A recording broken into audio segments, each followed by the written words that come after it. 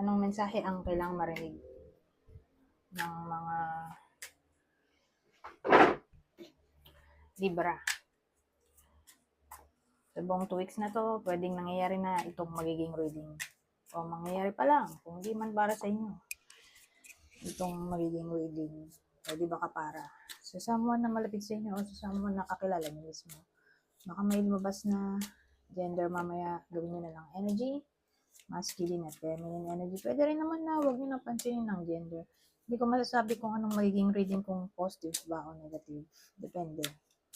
So, kung anong mapipika pong energy, walang masama kung papanoorin ang sun, moon, at rising sign. Kasi baka alin man sa mga yan ay mag-resonate na sa sitwasyon nyo.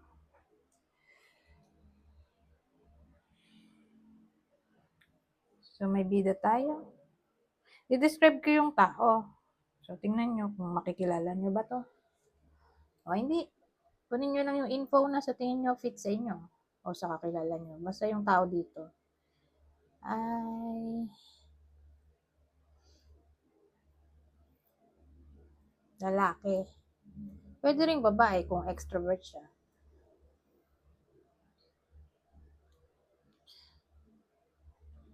In a relationship to, possible nasa 30 to 39 years old. Walang anak.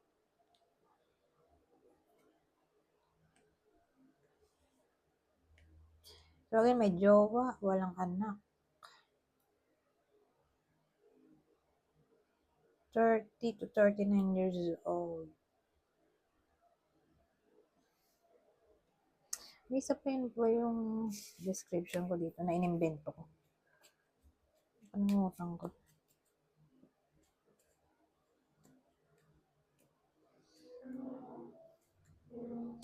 Anyways.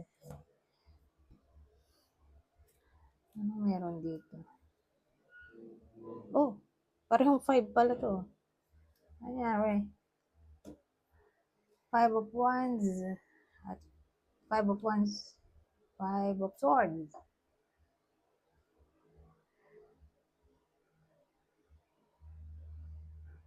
Malaki ang chance ng challenge kasi umulit yung 5 eh. Ang meaning kasi ng 5 ay challenge, conflict, rivalry, drama in general.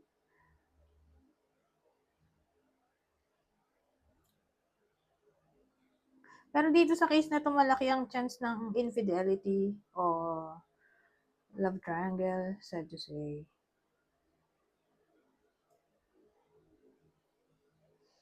At nandito pa kasi yung ano eh, the devil. Malaki chance ng ano dito, cheating. Ito kasi alam naman natin toxic energy to. Pwede namang 5 na lang ng ano. Ibang klaseng 5. 5 of Pentacles. 5 of Cups. Eh, basta sa combination na to ang dating sa akin. Third party na to. Pero selected lang yung tatamaan at dahil may description tayo, di ba? Whether nangyayari na to, mangyayari pa lang. Ganun eh.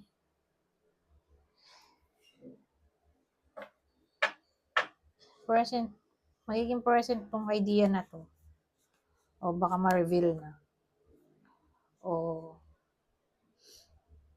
mag-cheat pa lang. Flirtationship.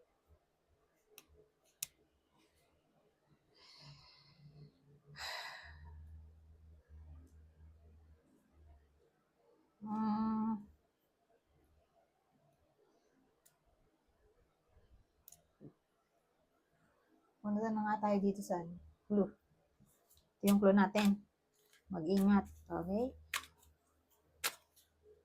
Pero bago ko magpunta dito, ano bang maganda na pang iwas, di ba? para hindi ma-manifest. Wala na tayong magagawa kung ano, nangyayari na to. Pero who knows? Baka pa rin naman, di ba? Mawala yung toxic energy natin dito kung present na. Ito kasi, ito binili ko to kasi sabi dun sa nagbebenta. Pang tanggal ano, misfortune. Ito din. Pero dun sa AI ng Google, hindi ko siya nakita. Misfortune. Pero accident pwede. Pag hinahanap mo sa Google, may AI na magsasagot.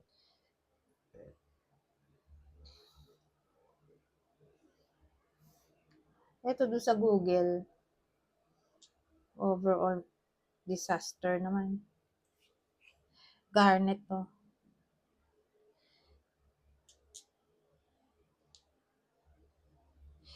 Hindi ako sure dito sa, ano, red obsidian. Ito red obsidian, although brown siya. Pero red pa rin ang tawag. May red talaga na obsidian. Pero ito red pa rin nga. Ang tawag sa kanya. Nasa classification pa rin siya ng red obsidian kahit brown. Iron kasi ito na humalo sa obsidian. So again, itong obsidian, red.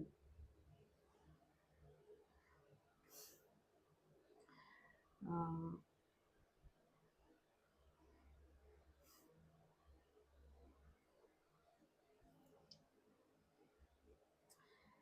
Alam ko pang taboy din to ng negative energy. Ito, red obsidian.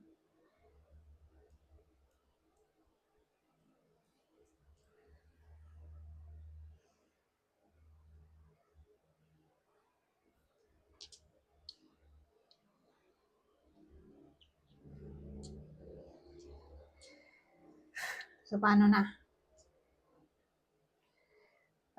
Ito yung pwede nating pangtaboy. Kung may pera. Kasi may kamahalan din to sa panahon ngayon. Di ba? Kailangan magtipid. Pero hindi naman to super mahal. Wala pang 300. Ayan, kung marami kang bibili. Di ba? Mahal. So, then, kahit isa lang dyan. Who knows? Baka makatulong.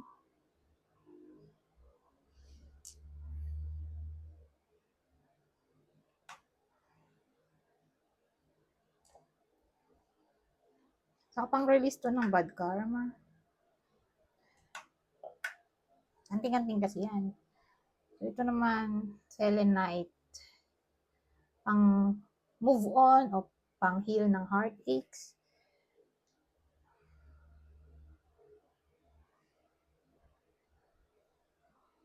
Pang move on. Heal ng emotion. Ito, self-love. Self-love. Itong pink. Lace agate ito. Sakura. Sakura. Ano nga ba ito? Ano ko sakura to Kaya siya may ganun Huwag niyo napansinin to. Ganun talaga. Hindi siya almost perfect yung stone. Kasi the more na almost perfect, medyo alanganin sa authenticity. Pero itong Sakura,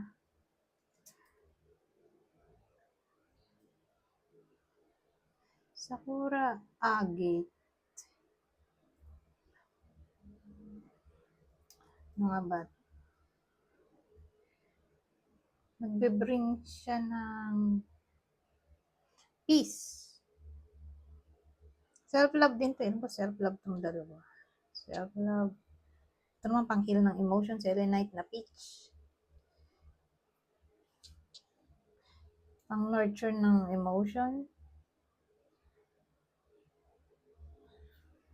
So, lahat to ay emotional healing. So, again, Sakura, agate, pink lace agate, selenite. Mamili na lang kayo kung anong afford niyo.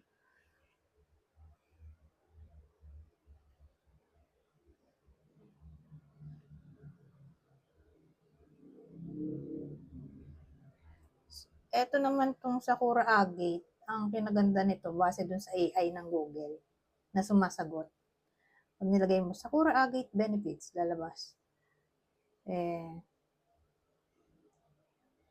Nakakatulong din daw siyang ma-manifest ang dream.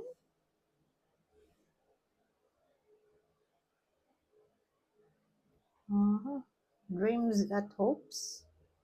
Pwede maganda. So again, anting-anting to. Wala naman tong science na nagsasabing 100% yung effect o kung may effect ba talaga. Ito kasi mga to, the way I view it, ay nabubos nito yung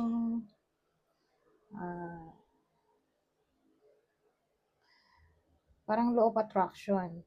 Yung optimism. Mahalaga kasi yung optimism.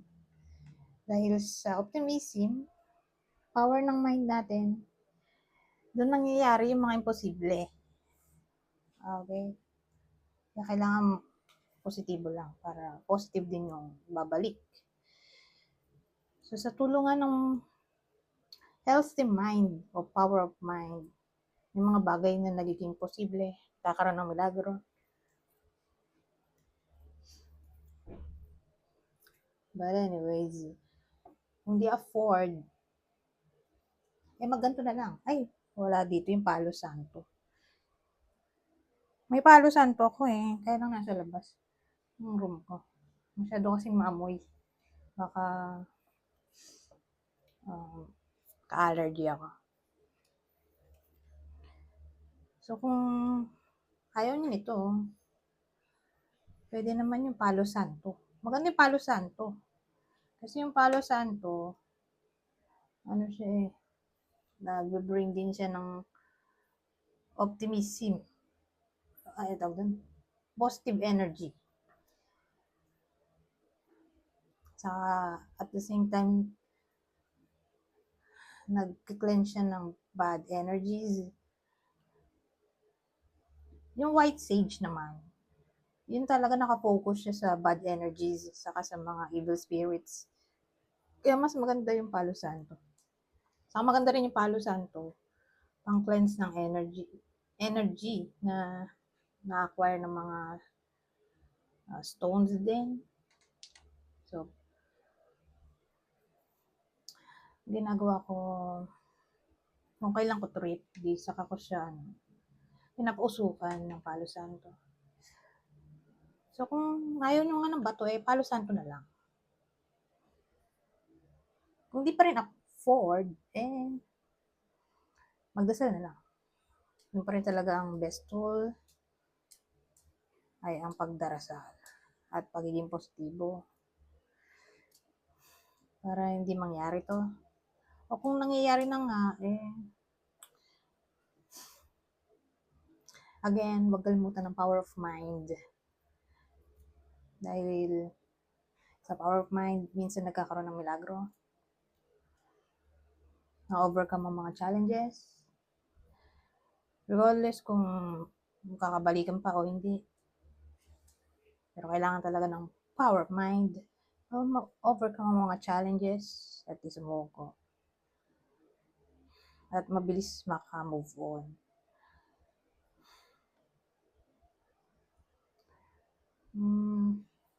Ito na. Ano yung natin? Blue. Candle lighting sana. Kaya lang mahirap kasi yung candle lighting Baka makasunog. Yun din nga ang palo santo. Malimutan mo, makasunog pa. May apoy kasi. Kaya ito nga the best. Anting-anting. Diba? Ang anting-anting. Ito, paborito ko ito Labradorite. Kasi nag-kulay-kulay siya. So, yung original daw ay yung rainbow color. Nagre-rainbow color kaysa isa lang na kulay. Mas authentic kung Yan nag-iiba-iba kulay.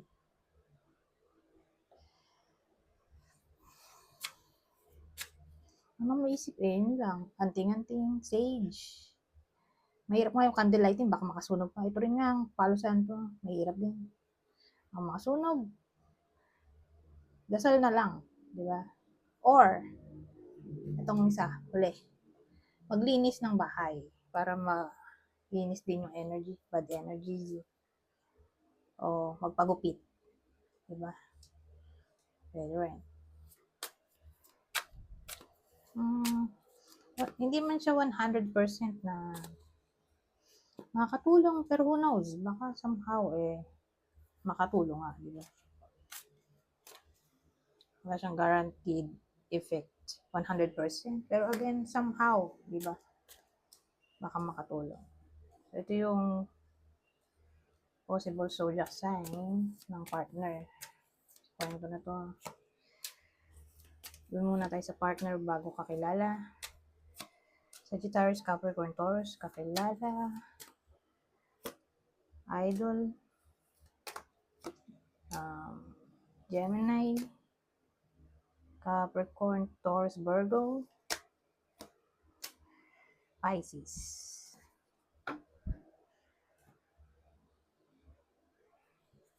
Itsura. Yan natin. Kunin nyo lang yung info na sa tingin nyo ay fit sa inyo. Pwedeng tumama sa inyo to, sa person nyo, kakilala o idol. Kunin nyo lang again yung info na fit sa inyo o sa kakilala nyo. Oval face. European. So, pwede rin nasa European countries.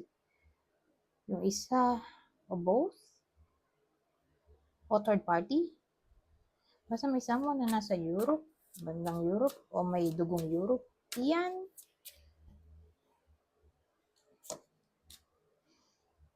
May mga kung ano-anong hikaw. Ayan, tulad nito, nasa ilong. So, may mga hikaw sa katawan.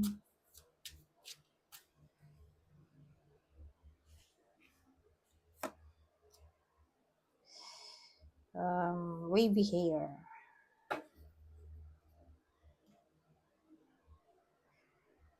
Ito. Ibang senaryo. Good lady. House.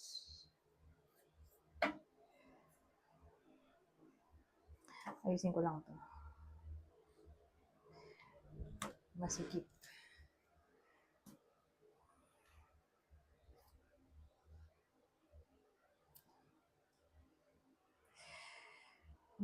So, sa case na to, ang bigan natin ay babae. Nasa 40 na siya. Pataas. Kunin niyo lang yung info na sa tingin niyo fit sa inyo o sa kakilala niyo. So, itong babaeng to, pwede may anak na siya. O baka ito na yung third party. OMG.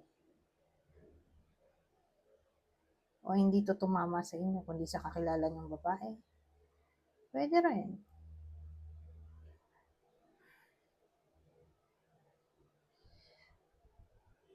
O kung LGBTQ, dito partner niya. Ngayon, may house tayo.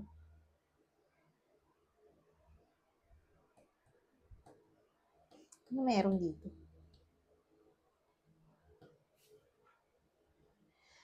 Kung tumatama sa inyo yung description o sa kakilala niyo, don't worry kasi secured naman. Kasi may house tayo, ito ay card ng protection, security. Secured yung relasyon niya o pamilya niya. O kung may cheating na nangyayari, secured in a way na mawawala na yung other person at pipiliin ng original o pamilya.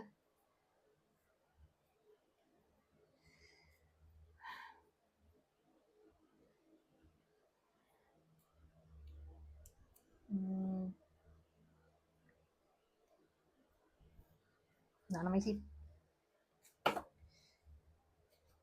Sabihin din natin na magiging okay ang 2 linggo niya dahil magiging comfortable siya. Wala masyadong problema. magiging relaxed ang energy niya. Ito ang uli. Journey. Waiting. So, ano to? Pwedeng progress. Ano ba? Minihintay na progress ang iba sa inyo. Kaya lang, waiting yung dulo. Ito. Waiting yung kapartner. So, ibig sabihin, hindi pa mangyayari itong progress dahil naghihintay nga eh. Kung progress, any form ng progress. Ngayon, pwede rin itong visitation. Naka-schedule kasi waiting eh. May magbivisit sa iba sa inyo o kayo yung magbivisit. May visitor tayo. May journey na.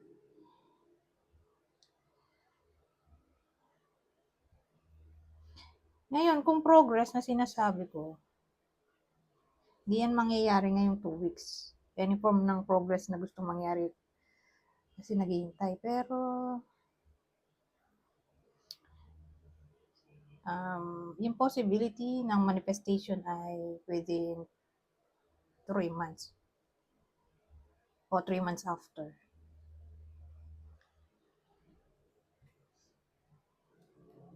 Okay? Doon yung pwedeng manifestation. O sabihin natin, may gustong mag-travel, hindi yan mangyayari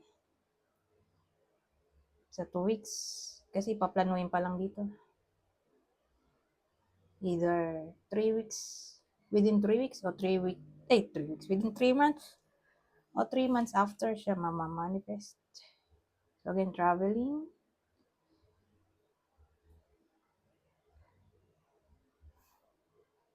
Pero kung na-cancel, may travel na pwede ma-cancel o postpone. So again, pwede pa siya matuloy within 3 months o 3 months after.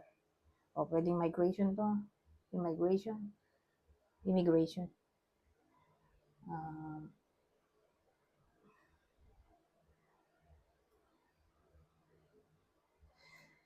Bakasyon. Pwede rin to.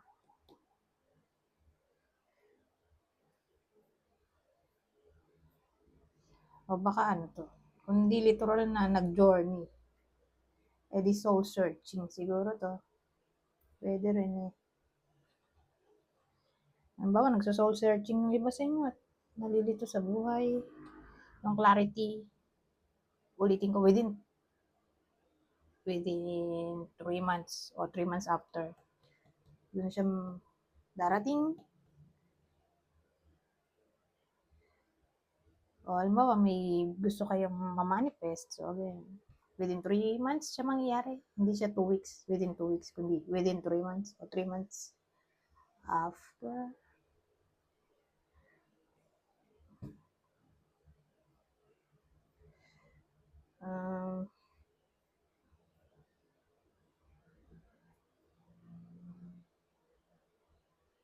Pag move on, hindi basta-basta.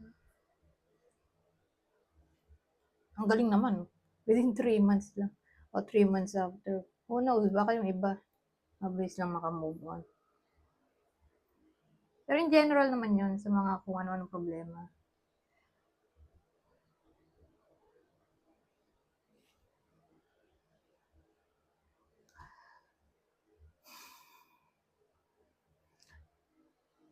Ito na uli. Kunin nyo lang yung info na sa tingin nyo fit sa inyo. Kuha lang ako ng tatlong card. Babasahin ko lang para mabilis. General advice na to for the whole 2 weeks. Momento.